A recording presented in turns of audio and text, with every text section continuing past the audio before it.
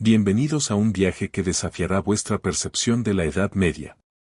Olviden los libros de historia convencionales, porque esta noche, abriremos las puertas a misterios que la historia oficial ha intentado sellar, enigmas tan profundos que aún hoy, con más de 500 años después, continúan sin resolverse. Esto no son cuentos, son los ecos de un pasado que aún respira y espera ser descubierto.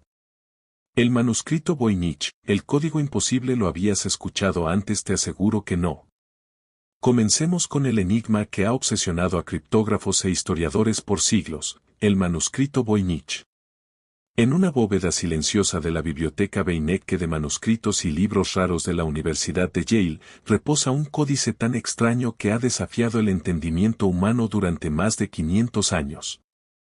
Redescubierto en 1912 por el anticuario polaco Wilfred Voynich, sus orígenes se remontan a la Baja Edad Media, entre 1404 y 1438.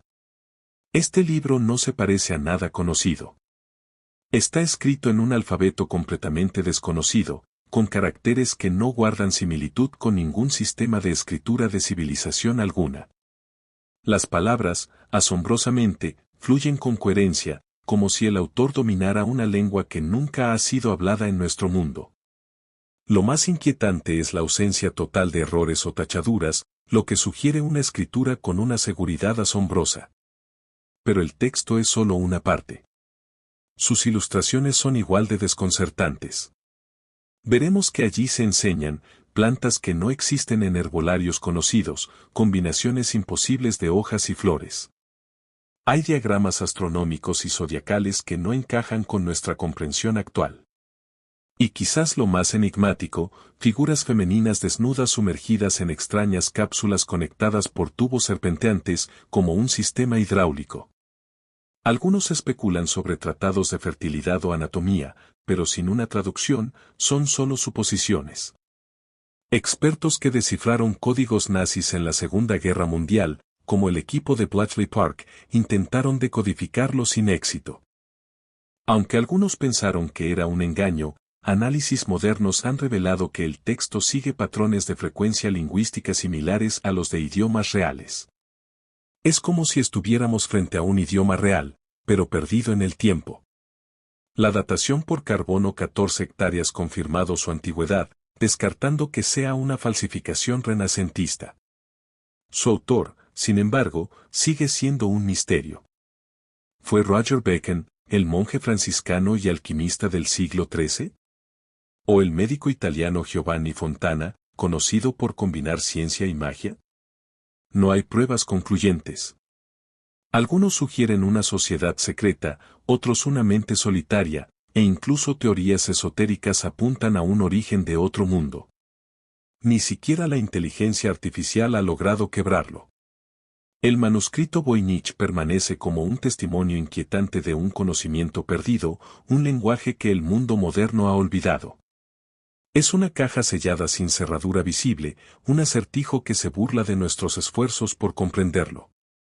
Y mientras tanto, este sueño escrito en tinta y pergamino sigue despierto, esperando que alguien logre escuchar lo que lleva más de 500 años susurrando.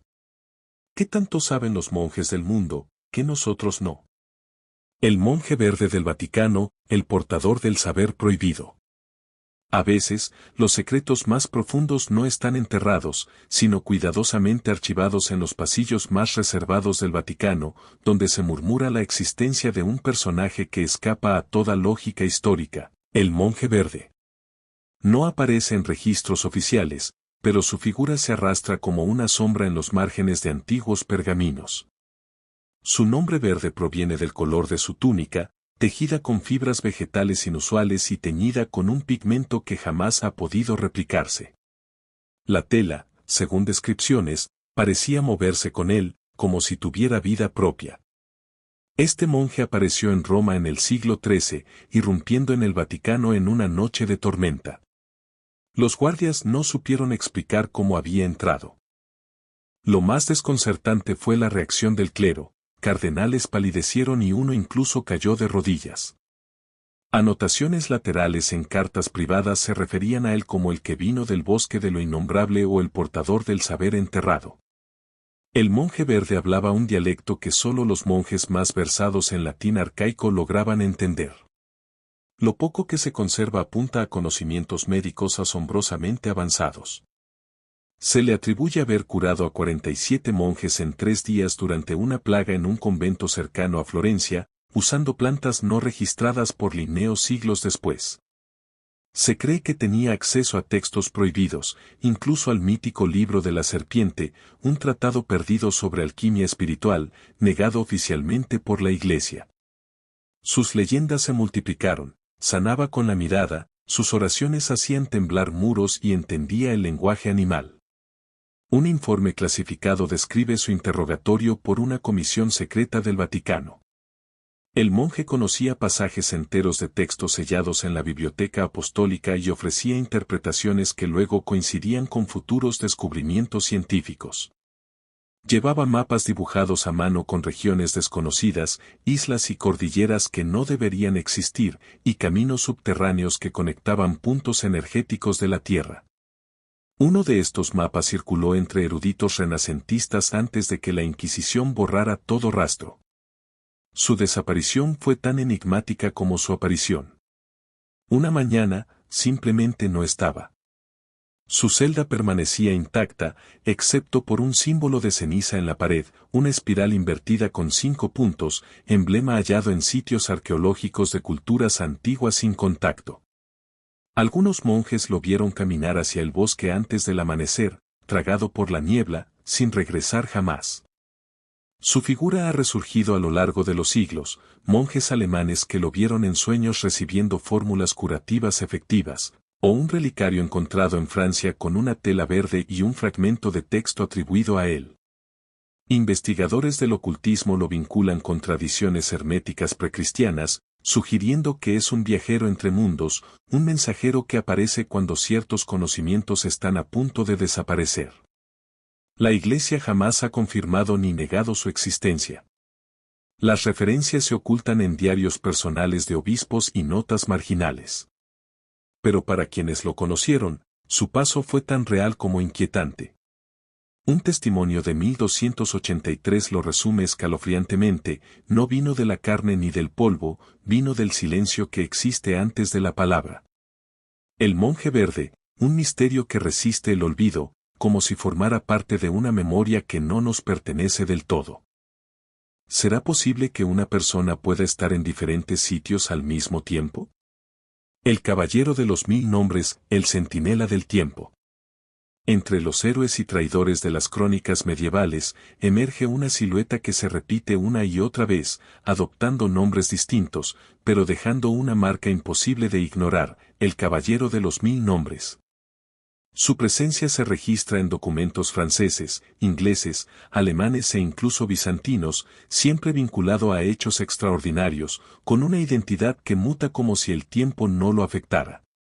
Lo más inquietante no es la diversidad de nombres: Sir Amalric, Bono Stauffen, Guillaume de Chartres, o el del yelmo dorado, sino la repetición de detalles idénticos a lo largo de décadas, incluso siglos. Siempre con un caballo oscuro con una cicatriz blanca en la frente, una lanza con inscripciones ilegibles y una armadura de diseño único, con placas grabadas a fuego con símbolos heráldicos desconocidos. Esta armadura, se dice, reflejaba la luz como si estuviera hecha de una aleación imposible en la Edad Media. La primera referencia data de 1148, en una crónica sajona. Un caballero extranjero se presentó en el castillo de Tillingham, hablando perfecto sajón antiguo, conociendo a los líderes rebeldes antes de ser presentados. Tras lograr una tregua, desapareció antes del amanecer. Un escriba lo describió: no era nuestro ni de los suyos, era del otro tiempo. Décadas después, en las cruzadas, reaparece un caballero idéntico, luchando bajo distintas banderas. Un manuscrito de la Biblioteca Nacional de Jerusalén lo describe combatiendo con una técnica de esgrima más propia del Renacimiento. Soldados afirmaron que no comía ni dormía, solo afilaba su arma bajo la luna. Tras la victoria, desapareció sin ser visto. Curiosamente, documentos turcos del mismo periodo lo sitúan luchando con los selyúcidas, una contradicción sin explicación histórica. Las teorías de reencarnación se desmoronan ante la consistencia de los detalles, la misma cicatriz en la mejilla derecha, el mismo tono de voz grave, el mismo símbolo grabado en la empuñadura de su espada, una forma circular con 3 líneas hacia el centro, un símbolo único. Durante la peste negra en el siglo XIV, una carta de un médico de Aviñón menciona a un hombre con armadura y capa oscura que entregaba un bálsamo que curaba la fiebre en horas. Lo describió como alguien sin edad, con ojos que no eran ni jóvenes ni viejos. Los curados no volvieron a enfermar, pero el bálsamo jamás pudo reproducirse. Un fraile que intentó seguirlo murió, su última frase, no camina con los vivos, pero aún respira. Hacia el final de la Edad Media, los registros se intensifican. En Bohemia, durante las guerras husitas, un tal Jan el Incorrupto aparece con la misma descripción física, atribuyéndosele prodigios en batalla y resistencia sobrehumana. Lo curioso es que informes de ambos bandos lo reconocen como clave en sus victorias. Un cronista desconcertado escribió, es el mismo rostro en 2 frentes, el mismo paso en direcciones opuestas. Uno de los documentos más extraños, hallado en una abadía destruida cerca de León, describe a un monje que presenció una conversación entre el caballero y un niño de 10 años en una lengua incomprensible. Ese niño, ya obispo, soñó con el caballero hasta su muerte, susurrando en su lecho, él es el guardián del cambio, el centinela de lo que no debe ser nombrado. Algunos investigadores intentan explicarlo como un arquetipo del Salvador desconocido. Pero ninguna teoría psicológica puede explicar la exactitud de los detalles físicos a través de siglos y lenguas. Las teorías más audaces lo sugieren como un viajero del tiempo, o miembro de una orden secreta que preserva momentos clave de la historia humana. Otros, que es un ser no humano, una entidad con un propósito. Lo cierto es que, cada vez que su nombre cambia, su esencia permanece. El caballero de los 1000 nombres es, quizás, la grieta más evidente en la fachada lineal del tiempo. Una grieta que no se ha cerrado, y por la que, tal vez, aún cruza bajo nuestras narices, esperando que el mundo vuelva a necesitarlo. Porque su historia demuestra que aparece cuando el caos alcanza su punto más oscuro, cuando el presente no puede sostenerse sin ayuda, y cuando el futuro está a punto de perderse para siempre. Estos son solo algunos de los misterios que la Edad Media, esa época que creemos conocer, aún nos oculta.